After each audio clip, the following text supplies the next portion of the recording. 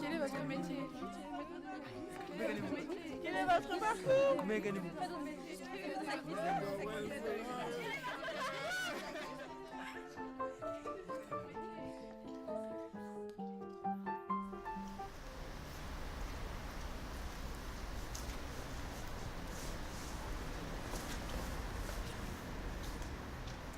Alors après, est-ce que tu as eu des amateurs du Alice au Pays des Merveilles de Benjamin Lacombe? Est-ce que tu l'as vendu avant qu'il tombe en rupture? Oui. Donc là, on est dans le même genre d'univers, bon, sauf que c'est pas le dessin de Benjamin Lacombe, hein, c'est une autre auteure qui avait fait une BD dans la collection Métamorphose chez Soleil qui s'appelle Chasse à moi. Et là, Scutella va sortir un conte en bilingue, en français-anglais, et donc illustré comme ça.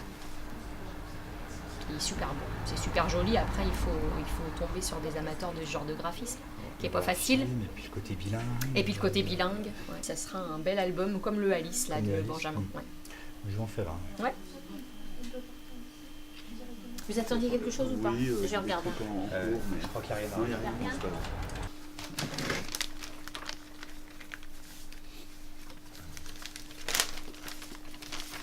Voilà, bonne journée. Bonne journée. Au revoir. Au revoir. Vous aimez les BD, vous les filles? Ça dépend. Oui, ça dépend. Ça dépend ce que c'est. Ouais. Des Des séries? romans. Des romans? Que des romans? BD, non? DVD, pas ça de BD. dépend, ouais. Ça dépend. Est-ce que ça vous tenterait de lire une BD de ce stylé. style-là? Il peut être stylé. Coloré en tout cas. Ouais. C'est drôle, hein, les générations n'ont vraiment pas les mêmes goûts. Bah non. Moi, C'est je pour trouve ça ça que- abominable. peut être C'est pour ça que c'est original. intéressant justement d'avoir... En fait, cette jeune fille, elle a vendu son âme à son double maléfique en échange de la réussite professionnelle et enfin avoir beaucoup d'argent, voilà. Voilà un projet d'avenir. Voilà. Mais en fait, du coup, en ayant vendu son âme, elle ne peut pas tomber amoureuse. Et jusqu'au jour où elle va rencontrer un jeune homme, encore trouver un elle acheteur veut d'âme. avoir une histoire d'amour et donc elle va essayer de récupérer son âme à son double maléfique. D'accord. Oui, on va en faire. Ça donne envie de le lire. Je t'enverrai, si tu as besoin de la compte, je t'enverrai la compte, mais je te dis c'est une Mais t'as pas bougé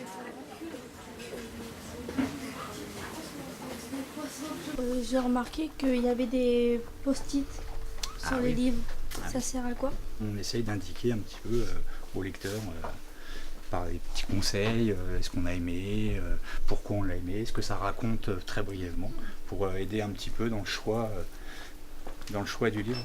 Alors quand on n'en met pas, c'est soit qu'on ne l'a pas lu, soit qu'il ne nous a pas spécialement plu, on met que des post-it, des remarques positives, on ne met pas de remarques négatives. D'accord. Et les livres donc, avec les post-it, ils se vendent beaucoup?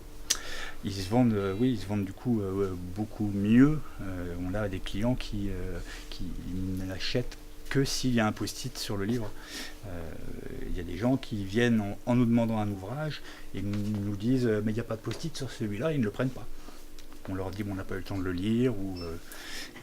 Oui, on a quand même une clientèle très spéciale qui est fidèle et qui se laisse guider par nos conseils. Avez-vous le temps de tout lire les livres? Absolument pas. On n'a pas le temps de tout lire, malheureusement. Il faudrait plusieurs vies pour pouvoir tout lire. Déjà, on ne reçoit pas tout. On fait une sélection, c'est une grosse partie de notre travail. On arrive à choisir, je dirais, un petit tiers de la production globale. Nous deux, on en lit 5-6 par semaine, ce qui est déjà, Énorme.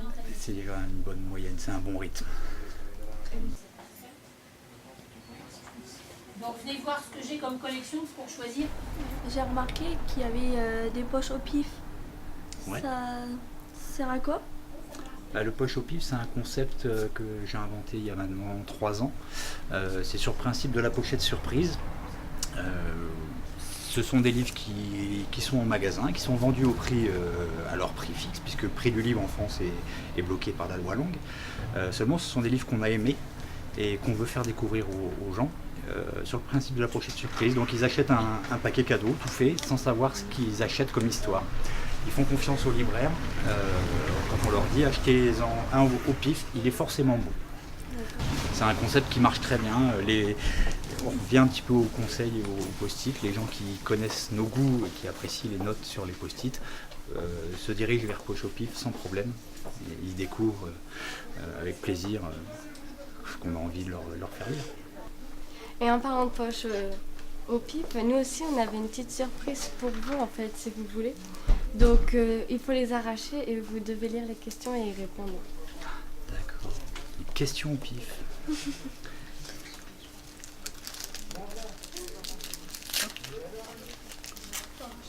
Alors, est-ce qu'il faut être gourmand pour être libraire? Oui, il faut être gourmand, il faut être curieux surtout. Il faut être curieux de tout. Pas avoir peur de poser des questions pour découvrir les goûts des gens. Faut être gourmand, il faut surtout être curieux. Ouais. Tout à fait. Hop, j'arrache. Est-ce que c'est le bon moment pour vous? Le bon moment pour...